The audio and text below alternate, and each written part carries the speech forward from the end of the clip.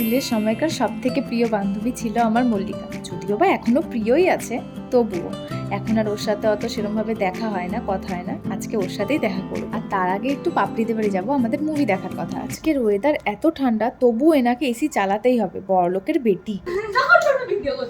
যদিও বা এটাই সত্যি। হ্যাঁ, তাই বলে খালি বাটি নিয়ে আসবি?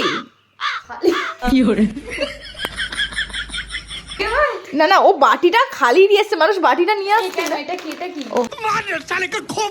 ভাই এটা ঢাল, এটা ঢাল আগে। আমি আগে আইসক্রিমটা খাই তারপরে। रहा नहीं जाता। এখানে নকল ভূত আর এখানে আসল ভূত। আজকের আমরা যে মুভিটা দেখছিলাম সেই মুভিটার নাম ছিল কাকুদা বা কাকুরা বা কুকুরা, এরকম টাইপসের কিছু একটা নাম। মুভিটা চালাতে চালাতে আমাদের অনেকটা দেরি হয়ে গেছিল, তাই আমি পুরো মুভিটা কমপ্লিটও করতে পারিনি, আমার যাওয়ার সময় হয়ে গেছিল। ফাইনালি আমি চলে এসেছিলাম আমার বান্ধবী বাড়ি। এটাই হলো আমার সেই ছোট্ট খাট্ট মিষ্টি স্কুলের বান্ধবী। पे झूठ बोलती जा रही है, शर्म नहीं आती। এখন তো আর সময়ের অভাবে অতটা আসা হয় না, কিন্তু ওর মা আমাকে এত ভালোবাসে না, বলার মতো না। আগে না স্কুল ছুটি হতে হতে খুব খিদে পেয়ে যেত, তাই ওদের বাড়িতে চলে যেতাম ভাত খেতে, ভাত টাত খেয়ে তারপর বাড়ি চলে যেতাম। আর রাস্তায় বেরিয়ে দেখো আরো দুটো স্কুলের বান্ধবীর সাথে দেখা হয়ে গেছে, বলছে আমাদেরকে তো ভুলেই গেছি। না ভাই, সবাইকে ভুলে যেতে পারি, কিন্তু আমাদের স্কুলের একমাত্র মামুকে আমি কখনোই ভুলবো না। আবার লজ্জা পাচ্ছে মুখ দেখাতে, ঢং।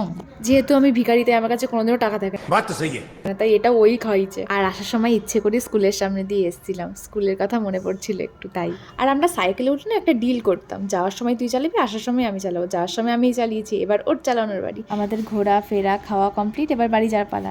যদিও বা আমার বাড়ি যাওয়ার সময় এখন আসেনি, এখনো আমার প্রাইভেটের বান্ধবীর সাথে প্রাইভেটলি মিটিং আছে না।